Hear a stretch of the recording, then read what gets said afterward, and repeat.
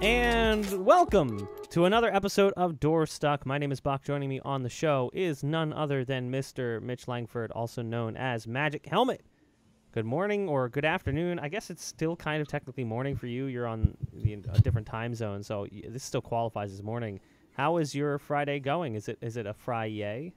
Every Friday is a Friday, man. Things are good. The weather's beautiful. The weather's been fantastic in Chicago recently. It's been, kind of hot, but, it's much better than the cold that we get in the winters. But generally, it's been a great week. We're doing the work for NSG. It's been really busy, but very, very productive. We have some pretty cool stuff coming down the pipeline, and things are good. But I hear spoilers. I hear you're doing some pretty interesting stuff at your house. You've been pretty busy. Yeah, so actually right next to my office here is a bathroom. That's why you'll see on the top of my monitor, which is just in frame on my webcam. There's a lot of dust. I'm trying to clean it up, but it's pretty brutal. I'm renovating the bathroom, so I've completely gutted the bathroom. I would take the cam on a tour, but it's like precariously perched on a monitor arm right now. I have a new monitor, new monitor arms, and new webcams, new desk, like new lights, new backdrop. Man, just redoing the whole house. RGB LED lighting, standing desk. Like, I'm going the works. It's costing me a pretty penny. I'll get a new mic as well. I'm going to get a headset mic. But the bathroom right here is just kicking up so much dust. I've ripped out all the walls, ripped out all the floors, ripped out the shower, the toilet, the sink. It's all gone, gutted completely. And then there's sheetrock up currently. Got to spackle it, tape it all off, and then put in a subfloor, tile, shower, all of that. And I'll be doing it all by myself. So. Yeah, number one, that's just going to save you a buttload of money, which is also awesome. But it's like Renaissance, man. Esports, he can produce, he can be a caster, and he even fixes up his own house. So, that's pretty sweet, man. I've done anything from finish work, like putting up trim and crown molding, and painting, to like raw construction, like putting an addition on a house. So I remember you made the stage for Chicago when we didn't have a good place to do it, and he literally went to Home Depot, bought a bunch of wood, and put together a stage specifically for us. And you did that in like a couple hours, if I remember correctly. So yeah, the stage impressive. Itself only took like 20 minutes to build, and it would have been done faster, but we had to build it with an electric screwdriver because Kilo brought his electric screwdriver. He didn't have a drill. So I basically had to back the screws out and put them back in a couple times because they were like 3-inch long screws. But I just had them get pre-cuts, and we just made a stage. All they had to do was there's only one real series of cuts that needed to be made, all done at Home Depot on the 4x4 legs that supported the stage. It was just for the casters to level out that backdrop. It ended up working out pretty nicely. If I do, you can do it all, boys. Yeah, if you need a stage built in 30 minutes with an electric screwdriver, I'm your man. It only costs $100 in my time, so I guess we're good there. A lot has happened this week, despite the fact that this is sort of downtime for the Counter-Strike world, given that we are currently in the player break.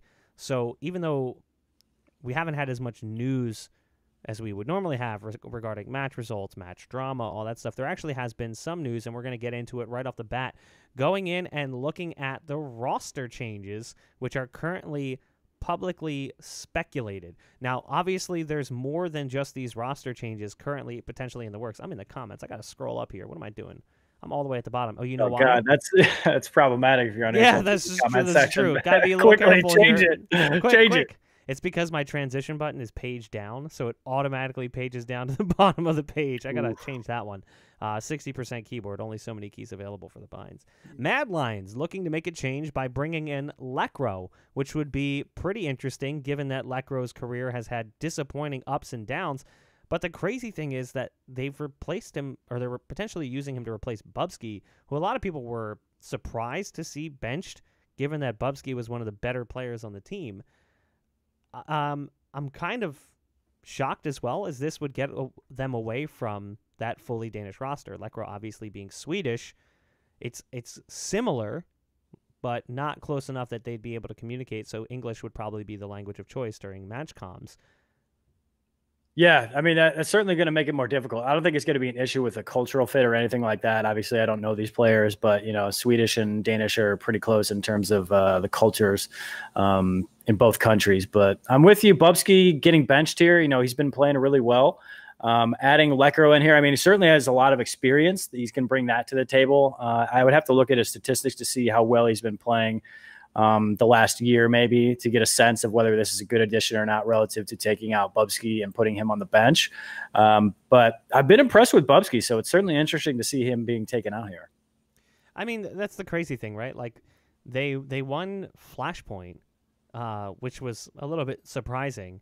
Mad Lions, to me, were like this up-and-coming, strong Danish team, and then I don't know why they decided that Bubsky had to get off the team. I don't know if there's potentially more roster changes coming that's involve Bubsky. Maybe he's getting bumped up to that Astralis roster, and we're going to see more changes, or he's going to another Danish team. I don't really know, but it is a little bit odd to see, to be perfectly honest. So that's just one of the roster changes. The thing is, there's one other one that we know of currently that's currently being spoken about, but there could obviously be more, and that's Envy is in talks right now to make multiple changes. No surprise here, because this team has not really been doing all that great, but the interesting thing exists at the bottom. Somehow, this is who they'd be left with. Nifty continues to somehow dodge the cut, as that has always been the case with him. It'll be him and Moose that would be on the active roster, and the rest of the team would effectively be cut. So I don't know what they're going to do, to be perfectly honest, because it's a weird roster to begin with. They have Ryan, but then they also have Calix, the Turkish player, and they have Mihu, the Polish player. It's an interesting sort of combination of international talent versus domestic players who didn't really have like a high profile career. Like when you look at what Mihu has done or what Calix has done, their accomplishments pale or are way stronger in comparison to a player like Ryan or even a player like Moose. The only one on the team who had similar level of experience was Nifty. Yeah, and I feel like Nifty's like Littlefinger, like from Game of Thrones. He's done a really good job of staying within that Envy team, and again, I'd have to look at his statistics to see how he's performed. But from what I've seen, I don't think he's leaps and bounds above everybody else. So clearly, the owner of Envy and probably the CS:GO manager for that program believe in what Nifty represents for the brand, what he's going to be instilling in the players that are on the team. But again, the statistics, I don't think he's leaps and bounds above the rest of his teammates. So there's clearly more that NVC and Envy value in him relative to the other guys. But anytime I see Moose on a lineup, I am really happy with it. I love Moose as a player. We've been casting him for, since MDL, maybe even advanced at some point, but he's a really good player, really solid. It's a guy that's very dependable and somebody I certainly believe in on pretty much any pro roster at this point. But yeah, bringing in, I think, Americans or people that traditionally speak English, I think makes sense here. I don't know if there were any issues in language with Mihu and Calix. I know Mihu speaks English, but that might be where they're going here. That was certainly a weird roster that they had built. I mean, Mihu and Calix are good and certainly good and good additions in terms of how they can play in game. But yeah, it seemed like such an odd roster. So I'm not surprised we're seeing a change here. But the question is, who are they bringing in, especially when Legia is still going to be the coach here? So that's the other thing. If you look at the bottom of the article, they actually mention that Ryan has statistically been one of the worst players. So it's not as surprising. But Calix and Mihu, that does come as a surprise. The biggest issue is coronavirus.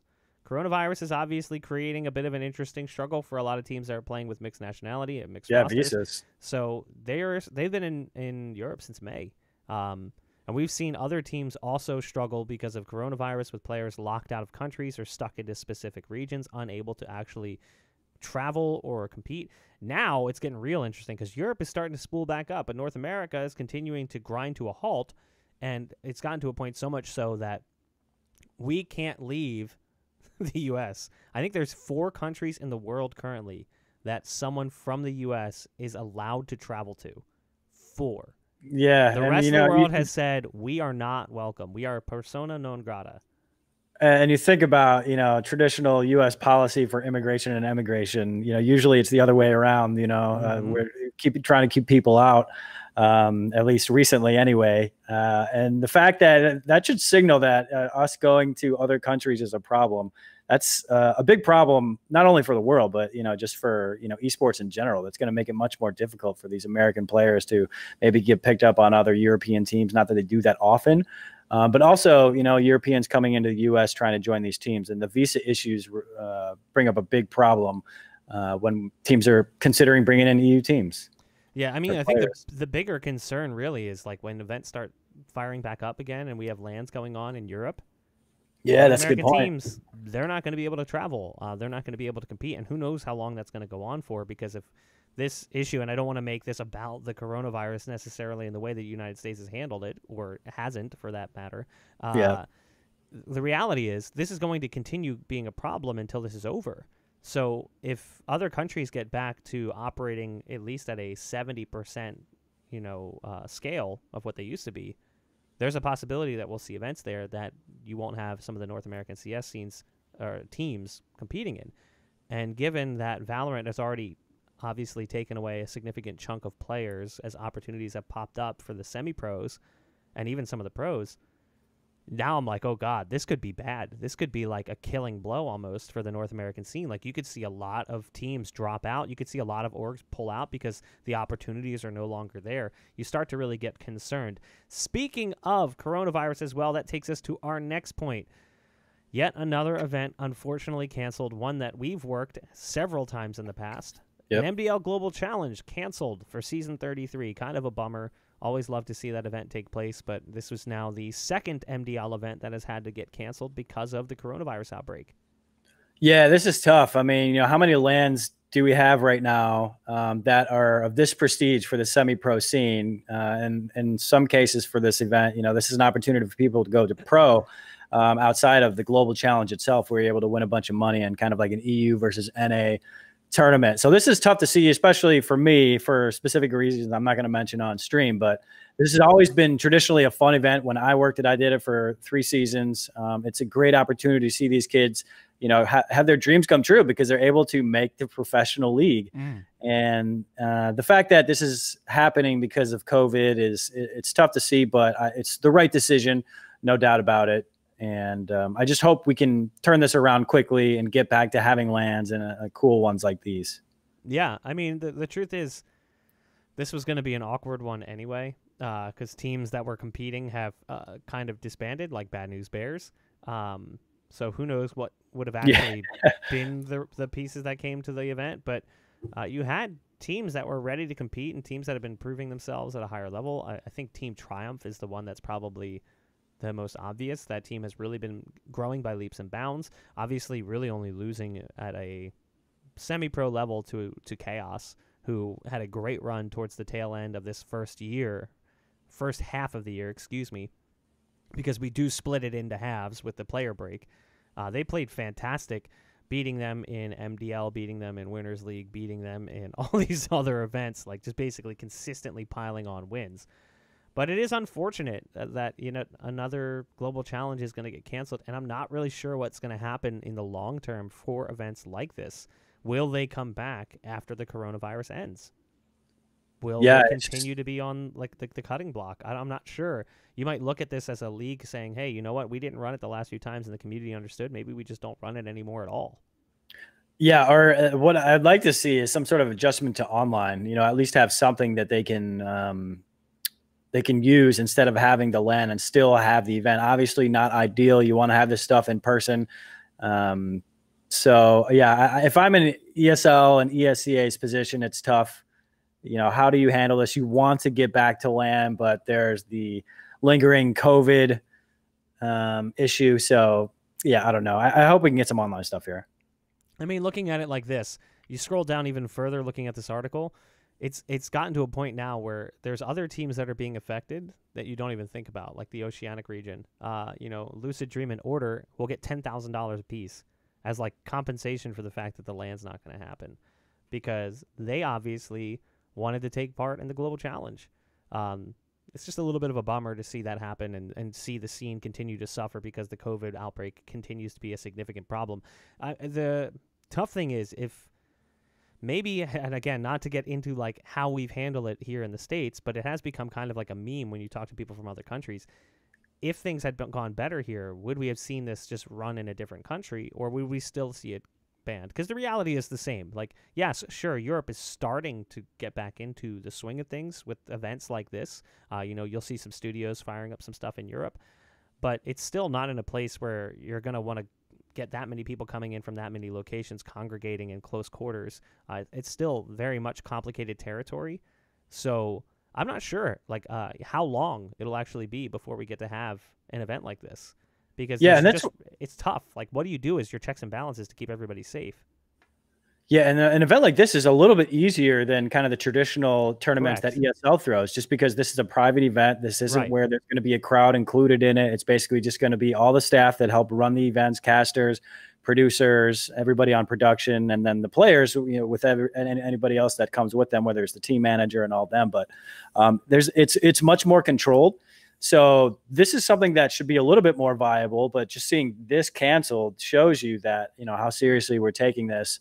So yeah, it's tough. I mean, you still have potentially 70 to 80 people coming together in a small space, because you've got the teams, you've got support staff for the teams like coaches and managers, you've got the casters, the host, you've got production staff, and then you've got event staff, and then you might have facilities staff. So depending on where you do it, you'll have people who actually work in the facility to make sure that the trash is taken out. You've got security. There's just too many moving pieces, and there's too many people coming in from all these different locations coming together as one in one spot.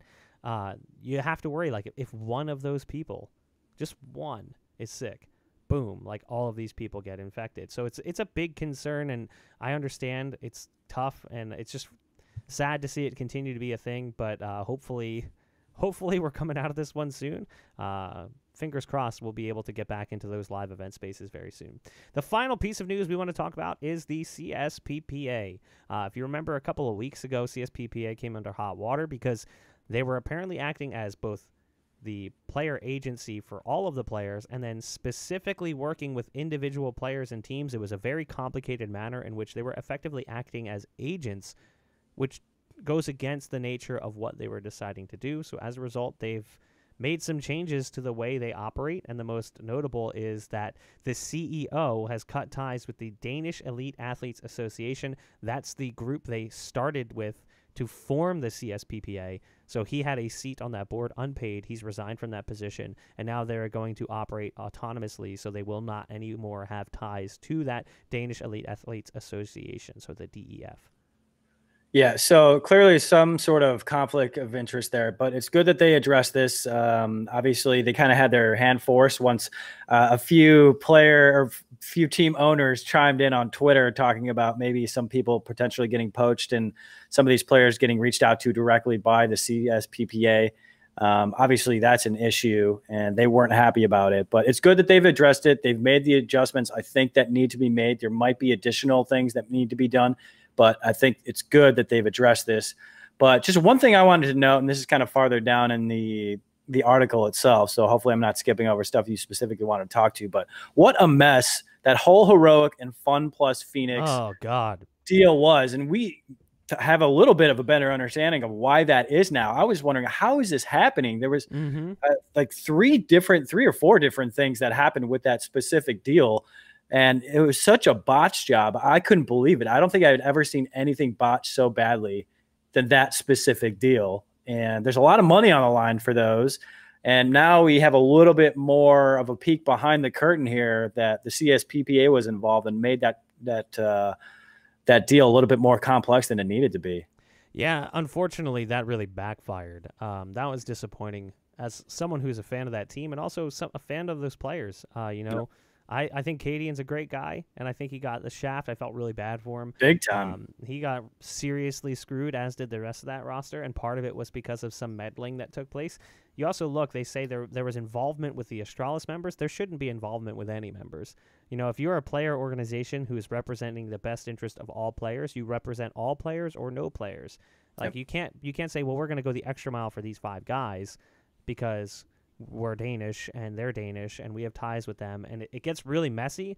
So I hope that this is the end of that drama, and I want to believe that it is, because I don't want to see the CSPPA become a bastardization of what it was intended to be. I don't want to see it become a joke when the idea behind it was to finally make things right in the scene. And there's been great strides with the way that CSPPA has operated at times. So it feels like they took a few steps back, but they're still ahead from where we were before the CSPPA was created. Yeah, they certainly came in with the right intentions, and it's a group that's been needed for a long time now. God, I mean, yes. you've been in CS been paying attention to CS just as long as I have, if not longer. And the way players have been treated in the past, whether it's non-payment, there's issues with contracts, just general, if they move into a house, the living conditions. There's a ton of different issues that have happened in the past with players. So when this was announced and Sir Scoots being attached to it was a huge deal. And obviously went into it with the right intentions, but clearly there was an issue here in terms of a conflict of interest. And, I'm glad that CSPPA exists and this has been addressed. And I hope this ends up working out because it's something that's clearly needed in CS in general. Honestly, it's something that's needed in esports in general. I think that it's something that we're desperately in need of in the esports space is someone who can kind of control things and make sure things don't get out of control for the players and the teams and the leagues. It's best interests of all parties. CSPPA can help try to use players and teams to prevent massive event overlap by saying like, oh, we can't have events that literally grand finals and then group stages starting on the same day of the next event. That doesn't work. They can't be a day apart either. There needs to be some level of event runs to conclusion, small break until the next event. Otherwise, players are going to burn out, and that's what we had for a while. And now it's starting to get to that place, and a big part of that has been the CSPPA's involvement. Also, ESL and DreamHack finally kind of collaborating instead of operating as two separate entities despite being owned by the same group. But obviously that's also fallen apart because now we're in an online world and things have changed drastically. So we haven't really gotten to see how this would actually play out because the ESL Pro Tour was in its infancy, which was that ESL DreamHack relationship. So we didn't really get to see how that was going to reshape the pro scene, how the CSPPA was going to help make sure that these events stopped colliding, made sure that players were taken care of properly, prize pools were paid out on time. It's unfortunate, but we are where we are. It does feel like we hit the reset switch on esports a little bit as we're back to now where we were back in like 2014 where everything's online, but what can you do? That is going to go ahead and wrap up our show for the day, though, guys. Do appreciate you stopping by and spending your afternoon or your morning with us, wherever time you're at. I'm not really sure. It depends on your location in the world. If you want to go ahead and follow Nerd Street Gamers on social media, NERDST Gamers on all applicable social media platforms. You can also head to our website, NERDSTGamers.com. It's nerdstreetgamers.com.